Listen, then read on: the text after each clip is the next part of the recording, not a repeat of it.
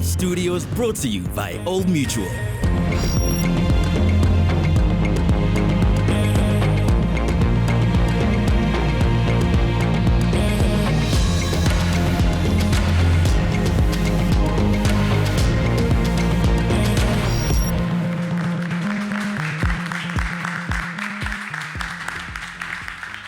Barameni, welcome to yet another AMPD Masterclass by Old Mutual. And today's episode is very, very special to me because we're going to be chatting to the managing director of Spotify in the Middle East and Africa. Ladies and gentlemen, please welcome Claudius Boller. Thank you very much, everyone. I also give you a big applause for making this effort joining here. And let's get going. All right, Claudius, thank you so much for joining us. Can you talk us through the Spotify model? So Spotify really transformed the music listening when it started in 2008. And we believe it has influenced very much the music industry and how music is being not just listened, but also distributed and also monetized. So our mission is really to unlock the potential of human creativity by giving creative artists the opportunity to live off their art, more and more of them. And also by giving fans the opportunity to enjoy and be inspired by these creators. So we're really trying to focus equally on consumers, on your fans, and equally also on the creators, on artists. So far, we have now about 60 million tracks on Spotify, and it's growing by the minute. As you might know, we have about 320 million active users per month on Spotify, with about 144 million of those actually paying subscribers. So Spotify has two models. There's the free tier. Most new users actually enter through this free tier and enjoy Spotify for free. There is no charges associated with this. And then we also have a premium tier where you can pay as a subscription. There's different plans. We can talk about it later, and different options, how people can pay for it, and different offers. And when you start paying for Spotify, you literally don't have advertising interruptions anymore. And also you can use the offline feature. That means all the world of music that you love, like playlists that you follow, can be always at your fingertips in your pocket. And there's a bunch of other features as well once you become a paying subscribers. Yeah. Fantastic. Now, as an artist, how do I get my music on Spotify? Well, that's pretty simple. You send us a tape via mail. I can't hear you all laughing about it badly. Of course, that's not the way. There's no way to upload your music directly on Spotify. And the reason for that is that we want to be a platform for everybody and treat and serve everybody equally. And therefore, giving everybody the same opportunity. So what you do is you might either be on a big record label or a small boutique record label, and they will serve that your music releases to Spotify, or you go to an independent distributor who will do the job for you. And it's really your choice. How you do this. So they will do all the licensing, distribution, and they will also pay you. So we don't pay artists directly, as we are paying those distributors. But you can pitch. This is a good thing. So we kind of work with all artists directly through Spotify for Artists, and you can pitch your songs to us. You can use our technology and our data and our tools that we provide. Yeah, you'll see. Then your music is being picked up by the platform, and you see how through Spotify for Artists how it travels literally. I heard you mention Spotify for Artists. Can you please unpack that, and also let us know how it benefits creators? Super excited about this. Spotify was one of the first platforms that actually put the power of the art and your productions in the artist's hands by giving you access to all those important and relative data you want to see. I mean, you spend so much time in studio producing so much creative aspects and nuances you're putting in there, and of course you want to know how it's working. To some reflection here, I spent a couple of years working for Universal Music Group, and I remember we were going through royalty reports, and artists were just waiting and seeing how is my music doing. So the beautiful thing now is that through Spotify for Artists, you can know yourself. By signing up to Spotify for Artists, you can use it through desktop, you can use it through a mobile app, which you download from your Android Play Store or the Apple App Store. It's free of charge, so no hidden cost there. And then you can literally see in almost real time how your music is performing across the world. with a lot of interesting nuances. And we encourage artists to use this tool more and more to better understand and learn about their audience. You'll see like what type of music is performing better, in which region is performing better. And so Spotify for Artists gives artists also access to discover similar artists. So you could identify, oh, that's interesting. That guy also makes great music. So it's kind of like stimulates potential collaboration. You see the number of real-time listeners. You see the song performance data to a lot of aspects that will help you make great and better business decisions. And again, you don't need to be signed to a big label to have access to that data. Every artist that has their music on Spotify through a distributor or whatsoever has access to Spotify for Artists.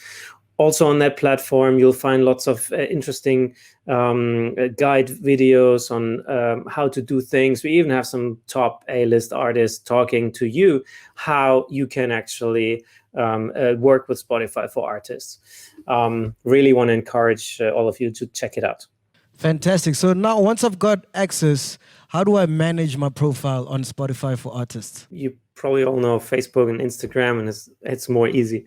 So, and the good thing is, the more time you invest in Spotify for Artists and checking it out and updating it from time to time, the faster you grow your fan base. And there's the monetization happening through Spotify, which I guess we also come to in a bit in the session today. So on Spotify for Artists, every artist has a profile, which is kind of your own homepage that you can update with a new picture. You can even have your favorite playlist that you can put there, plugging your own music there, or just music that you like. Your fans might want to know, okay, what inspired this artist and what inspires him right now while he's working on new music, for example. And also virtual concerts, by the way, that you list them there. I want to share one experience. I'm originally from Germany. I left Germany about 14 years ago to spend more time in Middle East and Africa. Been coming and going to South Africa since about 14 years now. And the cool thing is I went back to Berlin once, and I discovered on my Spotify that tonight there's a concert of an artist that I like, which is Jeremy Loops. And I was really surprised. I thought it was really cool. So I went to see him at the concert there. So make sure your stuff is there. There's even a way how you can actually start selling merchandise there. If you have a shop, an outlet, and distribution, of course. And this is what all the big artists do. So you can utilize this. Yeah, so that's how you do it with your profile on Spotify. Now tell me, what role is Spotify playing in the broader social media environment to assist up-and-coming artists? Up-and-coming artists, I think we are very, very new artist friendly, where we are trying to not be biased and just look at, okay, what are the usual releases that are happening and promote them big on the platform. And also want to wipe out one of the assumptions that I hear very often is that, well, you have great editors, meaning curators at Spotify, that create probably some of the best playlists in the world because they have so much data, so much information about which are the tracks that are actually like performing very well. So, but the perception that's there is that those guys in Spotify that do the playlist do this all day in and day out. The reality is they're very much data specialists as well and try to understand, like in a human symbiosis, human with the machines and the recommendation of what is the music that is going to be programmed in playlists. And therefore, it's more about trying things, giving tracks a chance and jump starting them here or there. So again, it's more about understanding the data and how a track performs. To give you an example, let's say you have a home track that has kind of reggae elements in it, right? That track wouldn't find seamlessly its way into a reggae playlist that's trending in Latin America, for example. It needs the human creator to figure that out. So, oh, that's interesting. Let us try it there. Let's plug it in there for a ring and see how it performs. But what you want to achieve is that you link also your social profiles to Spotify. You can do that. So when people go on your profile, they see, okay, here's the link to their Instagram, etc., which is quite important because we're supporting you in building your fan base, not just on Spotify, but also on the other platforms. And we're picking up data. Like the more noise there is on your socials around your music, the better our algorithms understand, okay, there's a lot of noise. Maybe there's a new release from an artist, and helps to elevate your releases.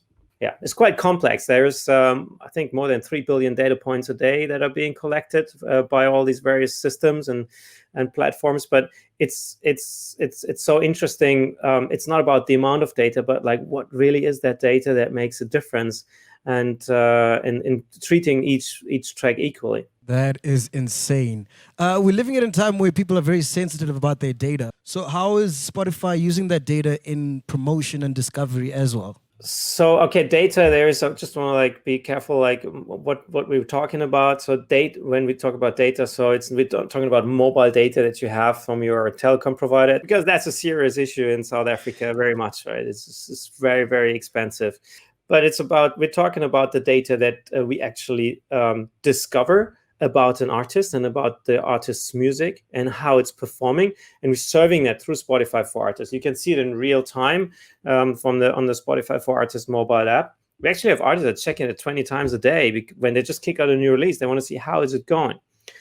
So that data, you can use that to make better business decisions, because it'll tell you. You'd be surprised to see in which country, or just even in which city, actually your tracks are doing very well.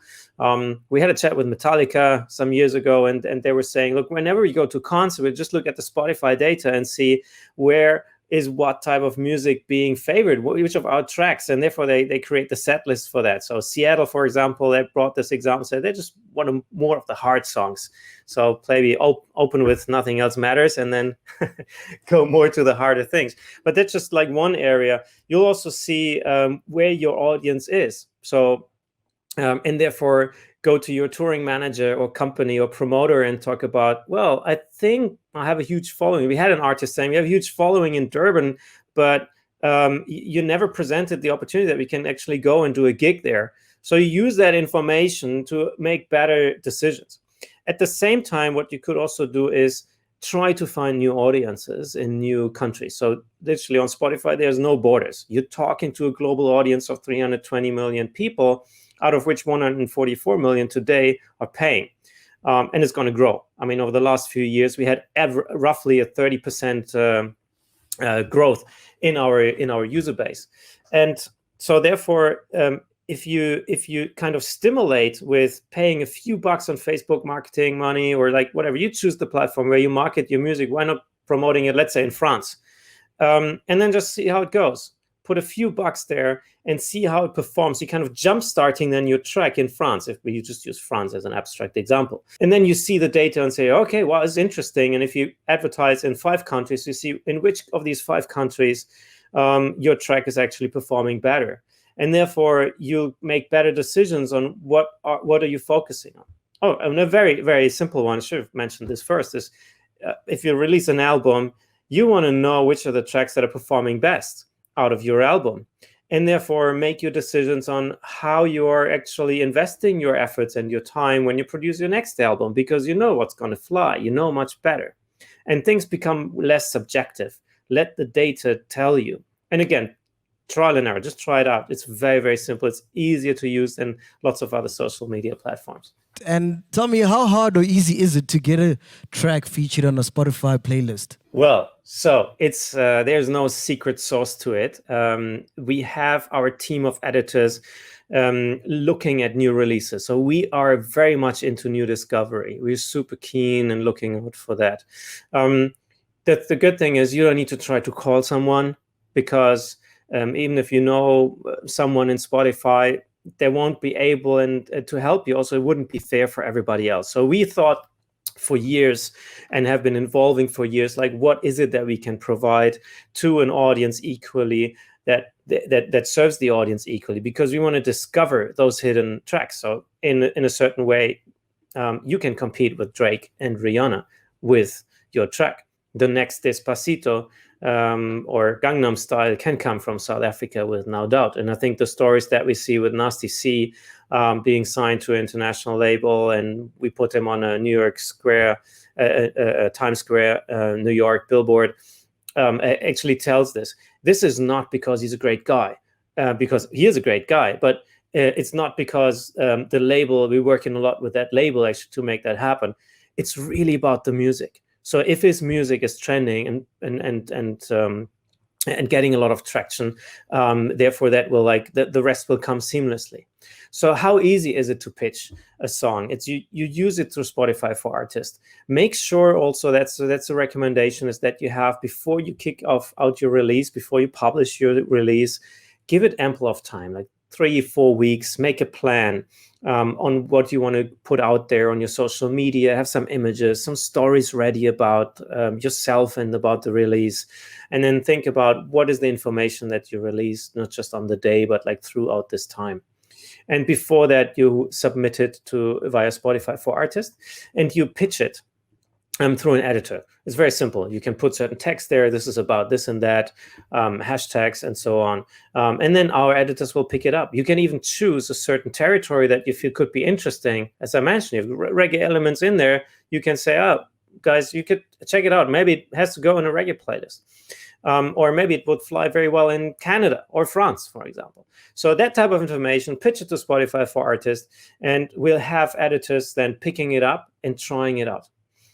With trying it out, we mean it's very they try not to be biased and subjective. They're all music experts, but they listen to it and see, okay, that is an edgy track. We'll give it a chance to put it in a playlist. So you might not see it immediately on New Music Friday trending #1, because it takes a few days for a track to pick up and to tell also our algorithms if it's good. And again, it's not the editors who say, oh, that's a good song, because they are off as well. They might think, oh, that's going to do well. And then they still see a track, look at the data. Oh, no, it's actually not performing that well. And the other way around, they're very surprised. Jerusalem, for example, some might have not expected that this becomes such a super phenomenon. So it's about to pitch it to Spotify for Artists, and then tell a little bit of a story about this, and use your social media channels as well, your audience, to promote it. Cool. And I want to touch on a subject that I hear like almost every single day, but till this day I don't know what they're talking about. What are streams, and how are they counted? Okay, streams is literally a play of a track on a digital platform like Spotify. So we're counting streams. Fans look at like, okay, look, this track has so and so many streams. Artists look at, okay, I achieved so and so many streams, etc. On Spotify, we're only counting a stream if it's more than 30 seconds, which kind of means, okay, a fan or a listener has listened to the track, he's understood the track. And that's what we're counting as a stream. We are also counting the streams in the offline mode. That's important. But we're also using the streams to determine kind of the market share of each artist. And based on the market share, meaning what share they have of the total plays, the revenue that's being generated is being distributed equally to the distributors and labels, who then pay the artists. Right? An important point to mention is that on the free tier, we're absolutely trying to maximize the monetization and the payout through doing really strong premium advertising with top brands in the tech scene and fashion, lifestyle. You see them advertising on Spotify. So those revenues are also in the same way distributed to artists. So it doesn't mean that if somebody is just playing since 2 years on Spotify free, that this doesn't generate any money. This money is being paid out. And for your information, so far Spotify has paid out 19 billion euros to the creative community. I heard you mention Master KG, Nasty C, Jeremy Loops. How else is Spotify helping to promote local and African artists, to the globe?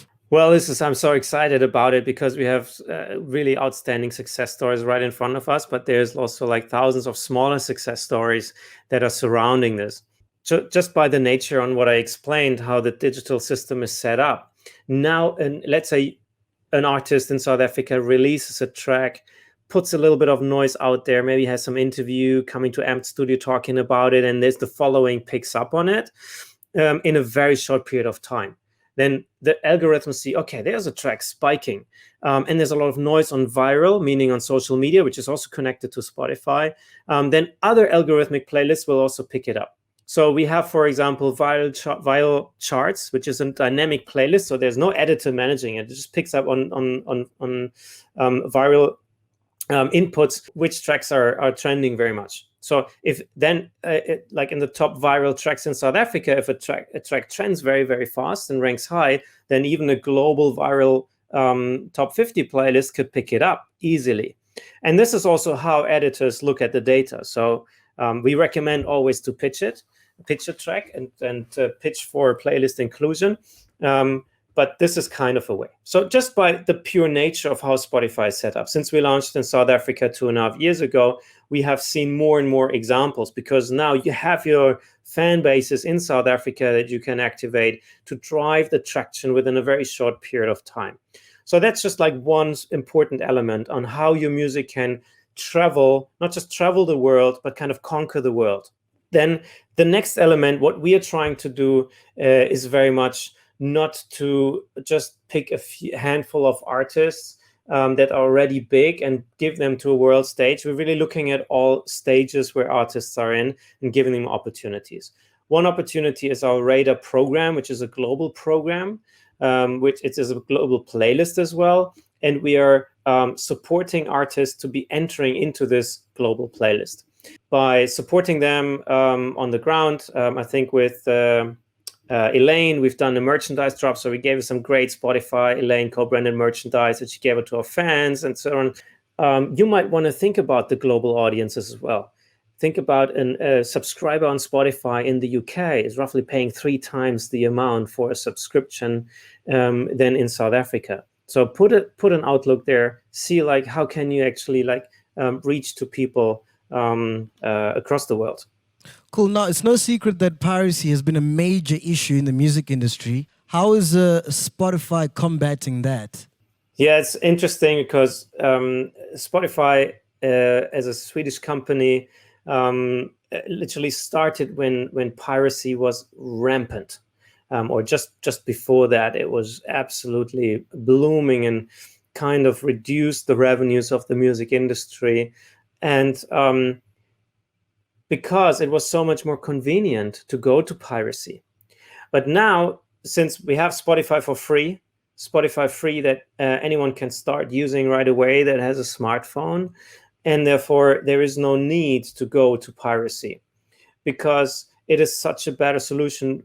On Spotify free, you have full access to the 60 million plus tracks. All the same amount of music and tracks are there. The same 4 billion plus playlists are there. So I think that just by the nature of how Spotify is set up and how convenient the digital ecosystem now has become, it already contributes a lot. Plus, it's not convenient. I'll give you one example. The playlists that you have, they keep on updating seamlessly. Whenever you're connected, playlists keep on updating themselves, the ones that you follow. So let's say you follow like some top 5 artists that you like, and also you have some artists of some friends that you follow that you have kind of subscribed to, right? Even on Spotify free, whenever you're connected, they're being updated seamlessly in the background. That you don't have it with piracy. You will always need to manually look for the next thing. Another point is that we are very much against exclusives. If tracks go on exclusives, you're excluding a huge audience of fans of yours that want to listen to your music. So this is why we encourage artists to actually make their music available as best as possible on all the digital platforms. And through Spotify for Artists, you can work directly with Spotify to be at the forefront, then speak to your audiences, to your fan bases about where to find your music, where to follow it, build your following there, so that in the future, none of your new releases are being missed. And I want to acknowledge that in many countries, there hasn't been different options. So there was no way for music to just like flow easily to the ears, especially for new music. But now there is no time for piracy anymore. There is no advantage for piracy anymore. But it needs a lot from all of us to educate the audiences there. I want to move to a subject that's very close to my heart, which is podcasting. We've seen major deals, for Joe Rogan with Spotify. What's the plan in terms of the vision and mission in Africa with regards to podcasting? Well, we see great success with podcasts across the world. And here exclusives are a different thing. So we have a few exclusive podcasts that are only available on Spotify. And by the way, they're also made available for free. So therefore, on Spotify free, you can also listen to them for free. And I think it's important that to appreciate the podcast element, that this also helps driving users to use Spotify as a music service seamlessly and equally. We're seeing great success in South Africa because there's a lot of producers. I know John from AMPD is already having a bunch of podcasts out there that are great. There's a lot of original content being created, which all is on Spotify in the country. We see, if I may talk about engagement around podcasts, South Africa is higher than a bunch of developed markets, which is very, very encouraging. And I'm looking forward for the next years to see even more local productions are happening and to increase also the support level of ours. It's more like on the educational front, making it tangible to produce a podcast. But I also want to note that we have a platform called Anchor, again, another free app that you can download right away, where you press a record button and you record your podcast right away. And it's not just then ending up just on Spotify, but also on other podcast platforms. Also in the future, I think the monetization is going to be interesting on the podcast front, because that's only about to increase. As a whole, what is the vision for Spotify in Africa? What are you guys trying to achieve? And how can we assist you guys in achieving those dreams? I love the question. Look, we are all in this together. I know there's a lot of thoughts, and I hear that question again. How do you see yourself against the competition, etc.? It's not about competition. The biggest competition is just like piracy, and that users are not aware how convenient digital music streaming is, or digital audio streaming itself. So we are all in this together, and we need to like shape this ecosystem. As artists, you're not competing with each other in these genres. You kind of, if you think you're competing against an artist, it's more like maybe Drake, like big international artists, because they're equally available in South Africa, right? So it's all a kind of like, where's your share? How can you grow your share of attention and time from fans and listeners in the future? But also, it's our job as Spotify to grow the audience base, so we can do this together. You have great loyal fans with you. The more they follow you on Spotify, the more they engage with you through Spotify, regardless if they're paying subscribers or not yet. It's going to drive your data forward, make your businesses stronger, which makes you be able to invest more and get more return of invest. And therefore, building that fan base, we need to do it seamlessly.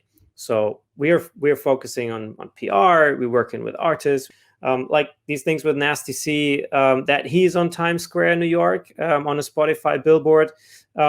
Really talks about very much about like what's our ambition is to elevate African culture to a global audience. That music is so creative, and those like Amapiano is just outstanding genre that will still have to see a great success story across the world. It started already big time, but it will grow even further, right? So, and I think this is really encouraging.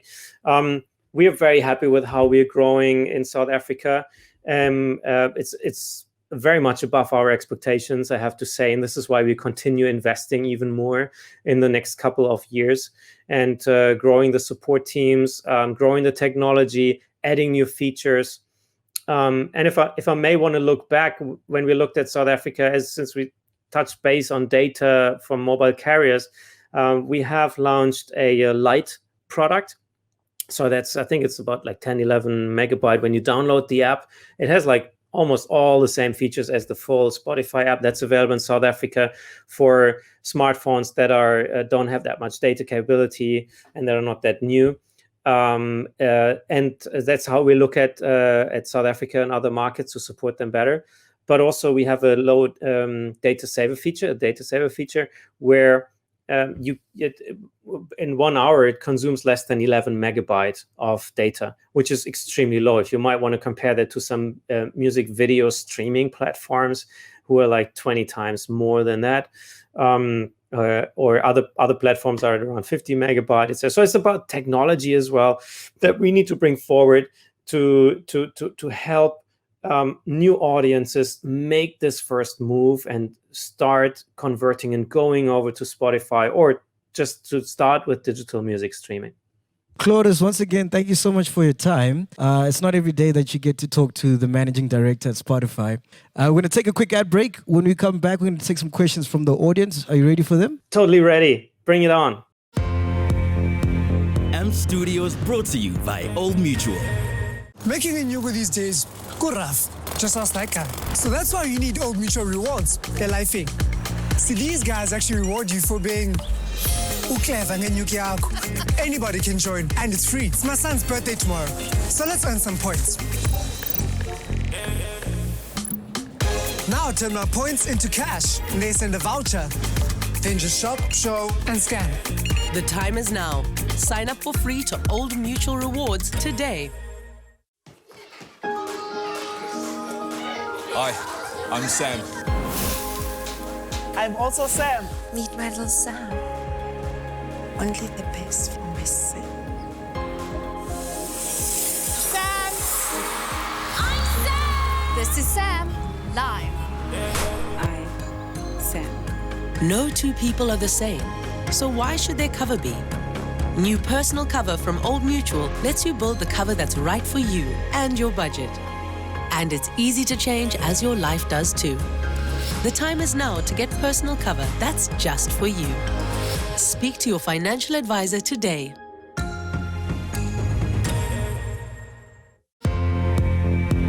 AMP Studios brought to you by Old Mutual. Welcome back. It's time to take some questions from the audience. What happens if you have two artists from different regions, right? And they have the same name and they do the same genre. So how do you distribute the money to those artists? Cool question. Do you have that case? You have an artist that uses or has your name? Yes, I do actually. Well, look, our team is there. If you log on to Spotify for Artists, you can write to the team and say to clarify that. So we're going to make sure that each track is unique and is only, so all the streams are being accounted for this track, and therefore monetization is being paid out accordingly. So nothing to worry about, but this is kind of the basic housekeeping. You want to make sure that under your profile, the one that you have access to via Spotify for Artists, and you can also speak to your distributor or label to help you sort that out. We'll fix that, no issue. I'd like to find out, with all the vast different distributors all over the world, how can one I can think of maybe would be United Masters or Chunko. How can you see if this is a legit music distributor for Spotify? It's a pressing question for a lot of artists like you guys out there. So if you go into Spotify for Artists, there is some preferred partners that we have listed there, that you can use, that you can go to. That would be the first route to take, because there you can make sure that they treat you fairly. They have standardized contracts. They pay out in time, etc. They also provide you probably some type kind of data and updates, etc. Still, I want to encourage you to use Spotify for Artists directly to track the streams, etc. You want to use that in your discussions when you're speaking to distributors or your label, to say, okay, this is my performance. How do you see that? How can we improve that? Because they have the similar discussions with other artists, right? They can help and guide you. The data is yours, but bring it forward and use it. Also speak to fellow artists. You're not very much competing with each other. It's really about, we're all in the same boat. So the more you guys as artists with producers, sound engineers, etc., and managers working together to just find best practice, what works for you, because the service level of all these various different distributors and labels is extremely different, which is more of it shouldn't scare you. It's more about, you get everything from, there's a platform that just puts my music on all platforms but does zero communication, promotion, and whatever, but therefore they pay out probably the entire royalties for just a very small fixed fee. And on the other hand, you have major labels, if you're the type of artist that just wants to focus to go and produce music in the studio. But there's like so many different types of distributors and labels in between. They offer very much different services. And that is kind of like in a relationship, it's your choice, your call, and you're also like encouraged probably to try different things. And what works best for you is a very individual decisions or choices. But speak to the community, speak to other artists, share best practice.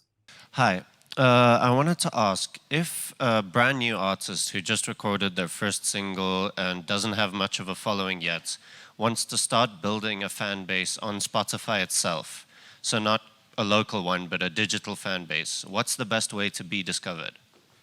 So, and here you are, the trick is that you do not have an existing fan base at this stage. So once your track is ending up on Spotify or like becoming published on Spotify, you might have 0 plays. So the system has no information about if this track has potential to grow fast or not. So one thing for sure, pitch it on Spotify for artists. Tell your story there, new release, new artist, that's my story. And these are the territories that I feel this might be a great track in. So use that, because that goes to our editors. Our editor team is huge, and they're all over the world, and they will ideally pick it up, and then plug your track in many playlists. It might not be immediately visible to you, but in Spotify for Artists, you can see in which playlists your track is actually in it. So this will be a bunch of algorithmic playlists. So this is just like the basics. The next level on where to get to would be to actually jumpstart the track through marketing activities, right? Leverage, if there's zero fan base at the moment on an Instagram account or Facebook or whatever, then it's difficult. But if ideally there is, and then you activate this fan base and direct them onto Spotify so they become fans and sign up. And the sooner the track actually gets more plays, the system realizes, okay, there's not many skips. The track is played full time. It's being added to a library. It's being shared a lot, etc. So these are indicators for the system to actually give it more opportunities to grow into other algorithmic and dynamic playlists, and also then for editors to be picked up. So what you can do is take some money in the hand and to jumpstart. And I think it's interesting because when you produce, you spend a lot of time and money to produce. In the studio, record, you maybe do a photo shooting, get a haircut. There's a lot of things you invest in. Therefore, you also need to invest in building your audience. Put some money, maybe even advertise it in the US. Put $50 down or $100 and just see how it performs, because it will tell you, oh, too bad the track wasn't discovered. But at least you want to try and jumpstart the track and give it a chance. Hi, John here. Claudius, I wanted to just ask you, one of the questions, we work closely with this AMP community, and often I find there's a desperation for people to get signed by a label. And, Spotify has sort of negated the need to do that. You can become your own distributor. My question is, how does Spotify treat independent artists different from a label? And is there any advantage to doing it through a label rather than doing it independently? Honestly speaking, we try to treat every artist equally, regardless on which channel they're coming through, and if they are like a big artist or a small artist. Nevertheless, there is priority releases where we look at, okay, these are big international artists, and so that they get their placement in playlists. But you see a Rihanna track, if it's not performing that well in a certain country, but your track is performing better, meaning less skips and more plays and more ads and more shares, and then can overtake and move up. So there is no artificial intelligence behind it to actually support major labels over indie content, right? So that is very, very important to know. So it's absolutely equal. The only one thing is that from time to time, we try tests with a few labels. Right now, we just started a new test, and I think we do this with indie labels. We actually don't do it with major labels because we constantly try new things. That's just what we do, because we need to see like how can music be better discovered in the future. But so, as you mentioned, there is the desire of artists to be discovered by a major label. Well, it's really up to you, what works for you. If you have a great team that covers a lot of things, then you're fine with a simple distributor. But if you feel you need the complete full house support of a major label, then maybe that's the route that you want to take. But in the end, the content, we're treating it equally on Spotify, yeah. I'm curious here when it comes to how the revenue is actually generated, right? Is there, I know about the app when artists can kind of track how they are doing, but can they also track the revenue that they generate, that they make from the streams, whether offline or not? That is the relationship that the artist has with their distributor or their label, right? So they look after the payout. We pay out seamlessly as per the play share that somebody has. So you need to think about it. There's two tiers. There's the free tier where there's advertising money generated that gets into a complete pool, and that pool is split by the artists equally, and then respectively to their distributors or labels, where we pay out this pool, the majority of that money. And then also there is a pool for all the premium subscription revenues that are being collected. So the majority of that is paid out to the publishers as well as to the labels and distributors as per the share. So on a monthly basis, this is being allocated. On Spotify for Artists, you don't see the payout because that is something that the label will tell you. So it's not that we're hiding that information, but you want to like look at the stream counts that you have on Spotify for Artists and then benchmark this against. But you know, we don't know how much advertising revenue. We roughly know how much we make in the next quarter. That then suggests what's happening there. But if we strike a great deal with a big refreshment drink company, then this will be additional revenue and there will be more money to be distributed in the next quarter, right? So it's difficult to say. Also, the user base, as it's growing, let's say you have 50,000 streams and your best friend as an artist has also 50,000 streams, but he has more streams from the US, then probably that would be more money than if your fan base, these 50,000 streams are more coming from South Africa. So there's a lot of factors here that kind of determine what the payout is. The thing is, we are completely transparent as a company. We have certain tools and mechanisms in place that also we are paying out equally, and therefore, believe very much in that this is a very fair model for everybody. My question is, you spoke about your playlisting being a mixture of both human as well as algorithm. So what I wanted to understand is, within localized regions, when you're trying to understand more about that, how do you grow the human aspect of the playlisting part of your, the playlist when you're doing within localized regions? We see some playlists are doing extremely well, some are not doing that well, and therefore we are like focusing, and the ones that do very well, they get more frequently updated. And we're growing our team as we grow our audience and user base on Spotify. So the human element, we always try that this is in a very good balance with the data. But the good thing is, the amount of data, even if it's more and more data, meaning more consumption and usage coming in, it doesn't seamlessly mean that we need to also then triple the team to actually cope with that. Because it's more about what we look is not which are the tracks that are the best in terms of having the most number of plays. It very much matters in what time that's happening. So if a track spikes in just a day, like by a great amount, then this will be automatically flagged to an editor, and he has the opportunity to plug it in. So into certain playlists and give it a chance there and let that track travel across different playlists. That is really the art. My question is, well, to give you context, the strength of Spotify obviously exists in the fact that you can target users because you know, or you can build a very accurate footprint of their listening history. And assuming in lockdown, a lot of people might have stayed together or lived in households together, you might have had an amalgamation of users. In my example, my wife started infiltrating my music taste, so we basically are a user for Spotify. What kind of measures are you guys putting in place to create that unique user experience so that you can build that precise user? Or do you find more and more user groups being blurred together? Honestly, there is no user groups being blurred together. I mean, there is not a person that is creating just your user experience. It's done very much by the algorithm, by the system, by looking at all the data inputs.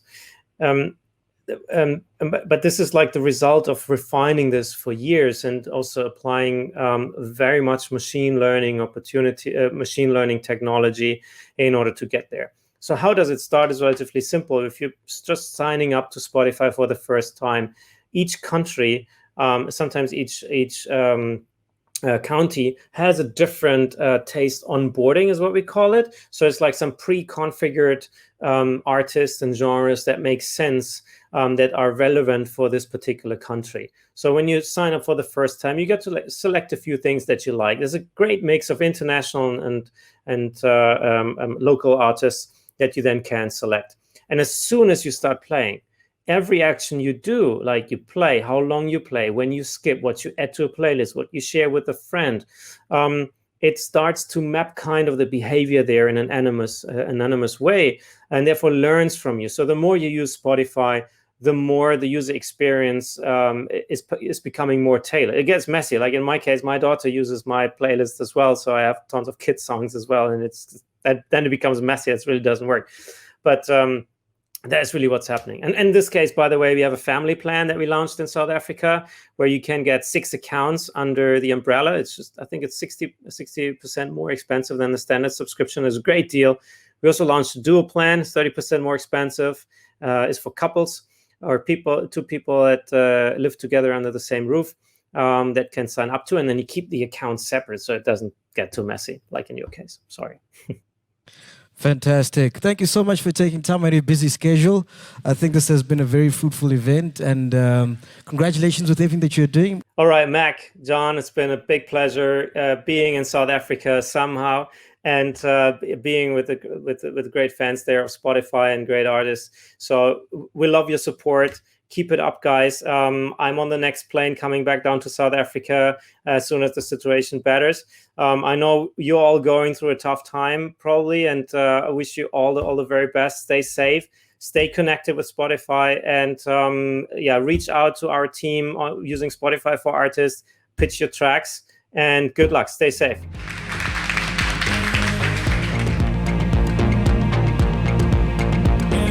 Music has changed. How it makes us feel never will. The time is now to visit ampstudios.co.za.